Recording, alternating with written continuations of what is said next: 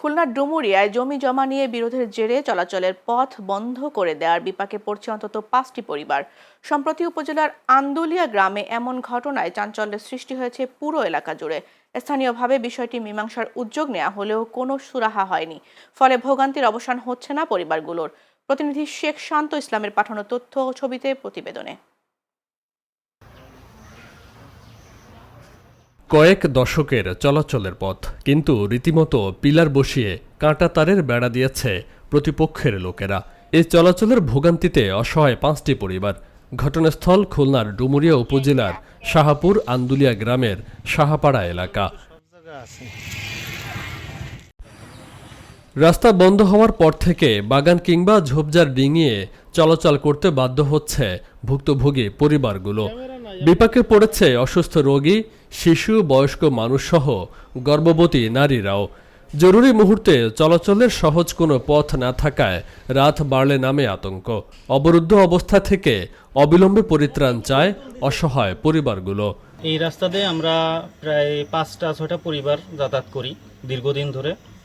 আমাদের পূর্বপুরুষেরাও এই রাস্তা ব্যবহার করে আসছে এবং প্রত্যেকটা পরিবারে অসুস্থ মানুষ আছে যাদেরকে আমরা ঠিকমতো চিকিৎসা করাইতে পারতেছি না। রাস্তা দিয়ে তো বেরোইতে হবে। আমি ডাক্তারের কাছে যেতে পারতেছি না, তো কাটা দিয়ে ঘিরে রয়েছে। আমার সেই গন্ডগোল অনেক আগে আমার বিয়ে হয়েছে, তখনও তারও অনেক আগের থেকে এই রাস্তা, আমার শ্বশুর আমলের আমরা এই রাস্তা আসা যাওয়া করি। হঠাৎ করে এই রাস্তাটা বন্ধ করে দিয়েছে।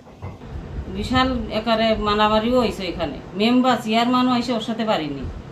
তারপরে এই আমার শাশুড়ি মা আছে 2 দিন অন্তর অন্তর অসুস্থ হয়ে পড়ে, বাগান কাঁঠাল দিয়ে ভেঙে যাতি। আমি যাইতে দেবো না, আমার জায়গা আমি যাইতে দেবো না। এতদিন দিছি, এখন যাইতে দেবো না। এ নিয়ে স্থানীয় জনপ্রতিনিধি এবং রাজনৈতিক নেতাদের নিয়ে বৈঠক হয়েছে, অবহিত করা হয়েছে স্থানীয় প্রশাসনকেও, কিন্তু হয়নি কোনো সমাধান। যারই জায়গা হোক না কেন, যাতে চলাচল মানুষ করতে পারে সে ব্যবস্থা আপনাদের প্রতি আহ্বান রাখি। এবং ওইখানে অনেক গর্ভবতী মহিলাও আছে, অসুস্থ বৃদ্ধ পুরুষও আছে। এই মুহূর্তে যদি কেউ কোনো প্রকারে অসুস্থ মারাত্মকভাবে হয়ে পড়ে, ওই বাড়ি থেকে বের হওয়ার কোনো পথ নাই, যেহেতু তার ওখানে হয়তো মারা যেতে পারে। এই জন্য চাই 24 ঘন্টার ভিতরে যত ফোটটা খলস হোক, এটাই আপনাদের প্রতি আমি আহ্বান রাখি। আমার জন্মের আগ থেকেই ওইখানে একটা রাস্তা দেখে আসছি, কিন্তু এই যে কাজটা করেছে যে একটা রাস্তা আটকে দিয়ে 5-6টি পরিবার এখন বের হতে পারতেছে না, এটা তো আসলে মেনে নেওয়া যায় না। আমি রেসিডেন্ট স্যার কাছে হস্তক্ষেপ করছি যে, এবং প্রশাসনের কাছে, যে আপনারা এসে তাড়াতাড়ি রাস্তাটার সরানোর ব্যবস্থা করেন। চলাচলের ভোগান্তি নিরসনে অবিলম্বে ব্যবস্থা নেবে কর্তৃপক্ষ, এমন প্রত্যাশা ভুক্তভোগীদের।